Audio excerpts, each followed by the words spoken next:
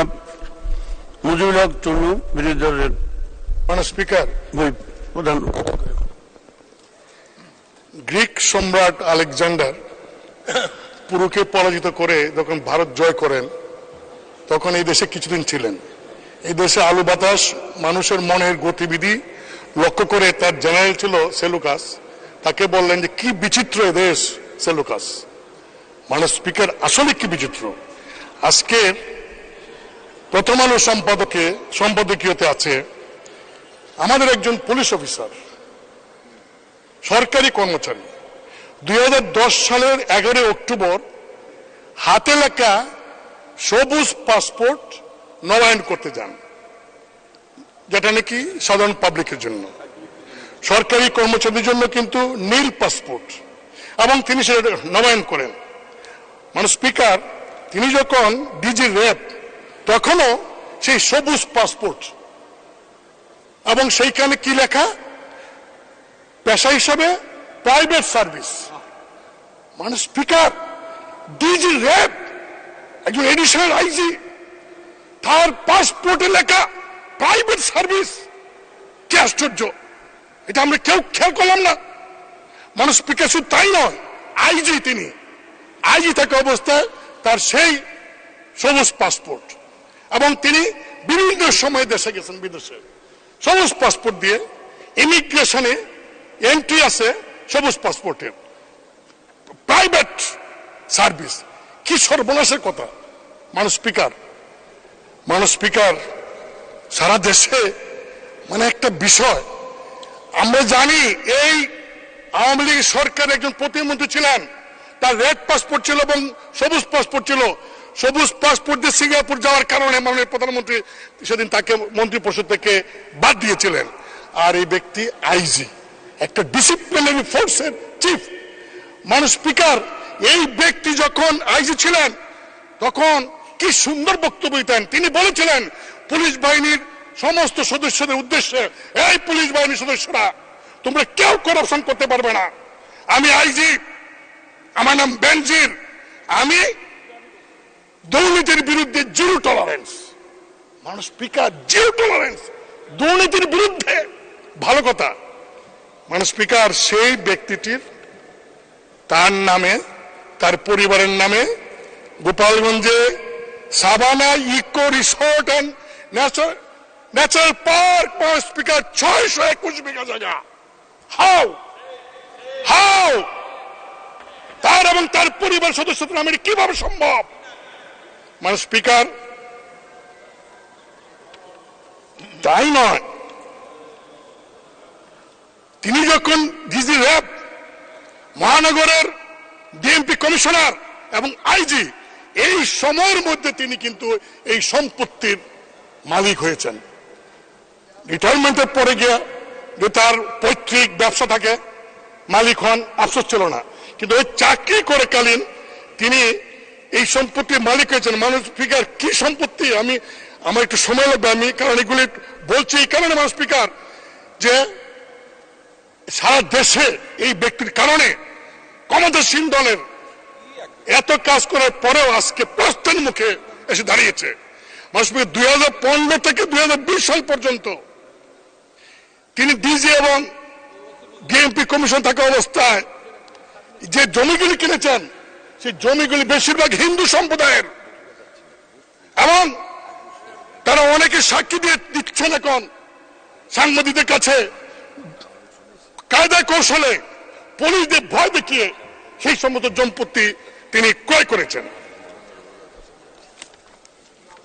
Speaker, রাজধানীর গুলশানে একদিনে বিলাসবহুল 4টা ফ্ল্যাট, এক হালি ফ্ল্যাট তিনি একদিনে কিনে ফেললেন। কি আশ্চর্য।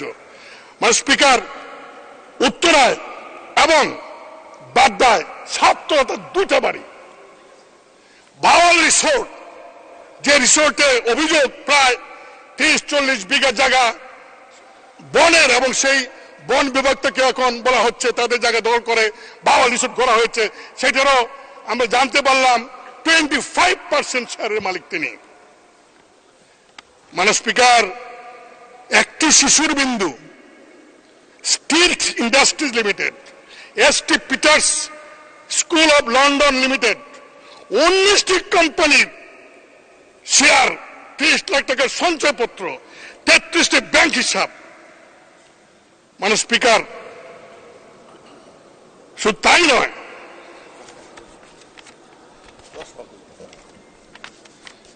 ঠাকুরগাঁও সদরে 50 বিঘা জায়গা তার এবং তার ফ্যামিলির নামে। জলঢাকা নীলফামারী 50 বিঘা জায়গা, নীলফামারী কিশোর সদর 50 বিঘা জায়গা, বান্দরবন সদর এবং লামা উপজেলায় 250 বিঘা তার নামে। মানে স্পিকার, সেন্ট মার্টিনে বেনজিরের নামে 4 বিঘা জমি। মানে স্পিকার, ইন্দ্রাণী বিচে কক্সবাজার 2 বিঘা 3 মেয়ের নামে। রাজৌর উপজেলায় জিসান মির্জার নামে তার স্ত্রীর 273 বিঘা জমি। গাজীপুরে 200 বিঘা জমি। মানে স্পিকার, কয়েকদিন আগে তিনি চলে গেলেন। চলে যাওয়ার আগে পত্রিকার নিউজ অনুযায়ী প্রায় 80 কোটি টাকা ব্যাংক থেকে উত্তোলন করেছেন। মানে স্পিকার, আমি একটু বলতে চাই, আমাদের মাননীয় স্বরাষ্ট্রমন্ত্রীর মধ্যে খুব ভদ্র মানুষ, অত্যন্ত ভালো মানুষ, খুবই ভালো মানুষ। তিনি বলেছেন সাংবাদিকদেরকে যে এই যে বেনজির তার পরিবার সহ বিদেশে গেলেন তিনি জানেন না। মানে স্পিকার, খুব কষ্ট পেলাম। তিনি জানবেন না কেন? হ্যাঁ, যেতে পারে, যেহেতু বেনজির সাহেবের কোনো নিষেধাজ্ঞা নাই, যেতে পারেন। জানবেন না কেন? কারণ তিনি তো এয়ারপোর্টে ইমিগ্রেশন হয়ে গেছেন। ইমিগ্রেশনে তো কোনো ভিআইপি, আর তখন সারা দেশে আলোচিত বেনজির, তিনি ইমিগ্রেশন দিয়ে গেছেন, আর ইমিগ্রেশন ডিপার্টমেন্ট তার মন্ত্রণালয়কে জানায় নাই, সরকারকে জানায় নাই। যদি না জেনে থাকে তাহলে ইমিগ্রেশনের সমস্ত কনসার্ন কর্মচারীকে সাসপেন্ড করা উচিত। মানে স্পিকার, অনেকে বলছেন সরকারের লোকেরা যে ওই তার বিরুদ্ধে তো ওয়ারেন্ট নাই। 24 এপ্রিল থেকে মানে স্পিকার, দুদক তার বিরুদ্ধে টিম করে বিভিন্ন তথ্য চাইতেছে। সারা দেশে মানুষ জানে একজন রাজনৈতিক নেতা চিকিৎসার জন্য বিদেশ যাবেন, তাকে আপনারা এয়ারপোর্ট আটকে দেন, 2 ঘন্টা বসে রাখতে পারেন। আর এরকম একজন ভিআইপি যিনি সারা বাংলাদেশে মানে কিনার কোনো বাকি রাখেন নাই, তিনি চলে যাবেন দেশের বাইরে, আর সরকার জানবে না, হতে পারে না। মানে স্পিকার, বাংলাদেশ ব্যাংক এবং ব্যাংকগুলি এই টাকা উত্তোলন করলো, একটা চেক দিয়ে পাঠাইলে ব্যাংকে 10 লাখ 20 লাখ টাকা 4 দিনের নোটিশ থাকে। 70-80 কোটি টাকা তিনি কিভাবে উত্তোলন করলেন আমি জানি না।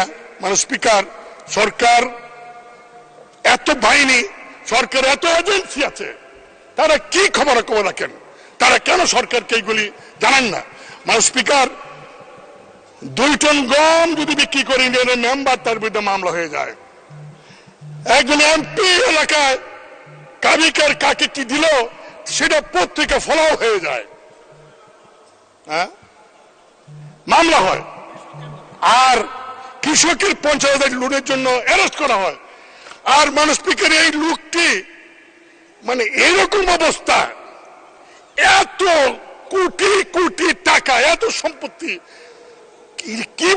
কিভাবে সম্ভব হলো? কেন সরকার দেখলেন না? মানে স্পিকার, যতই বলেন সরকার এখন দায় দায়িত্ব নাই, এই কথা বললে দেশবাসী মানবে না। কারণ এই ব্যক্তিতে এই সরকারের আমলে প্রমোশন পেয়েছে, পোস্টিং পেয়েছে, এবং এই সরকার আমলে চাকরি থাকা অবস্থায় এই সমস্ত সম্পত্তি সে ক্রয় করেছে এবং দুর্নীতি করেছে। আর সে বলে দুর্নীতির বিরুদ্ধে জিরো টলারেন্স।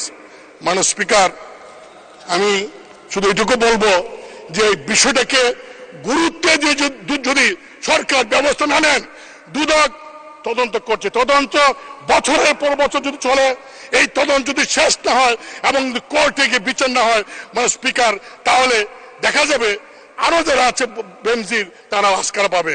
এবং মানে স্পিকার, আমি আপনার মাধ্যমে দাবি করব, যত সরকারি আমলা আছে, এই এমপি যারা আছে, যারা পলিটিক্যাল পার্টির নেতারা আছে, তাদের সবার হিসাব আপনি নেন। সরকার সবাই হিসাব লোক, আমি আমার হিসাবে 1 ঘন্টার মধ্যে দিব। আমার কি আছে, আমাদের কি আছে? মানে স্পিকার, এই যে বিভিন্ন এলাকায় বাড়ি হচ্ছে, গাড়ি হচ্ছে, লেটেস্ট মডেলের গাড়ি, আমরা টাকা পাই না বাজেটে, আমরা ইনকাম ট্যাক্স ধরতে পারি না, অথচ এই রিসোর্ট, এই যে লাক্সারিয়াস লাইফ লিড করে একজন বাড়ির মধ্যে বিদেশি ফিটিংস লাগায়, এগুলি কেন অর্থ মন্ত্রণালয় দেখেন না, দেখে এই ট্যাক্সের ব্যবস্থা করেন না? তাহলে টাকা অভাব হয় না। মানুষ স্পিকার, আমি শেষে একটা কথা বলে শেষ করব। আজকে এই একজন সরকারি কর্মচারীর এত বড় দুর্নীতি কারণে এইটাই প্রমাণ হয়েছে যে সব সম্ভবের দেশ বাংলাদেশ। ধন্যবাদ মাননীয় স্পিকার। ধন্যবাদ মাননীয় সদস্য, আপনাকে অসংখ্য ধন্যবাদ।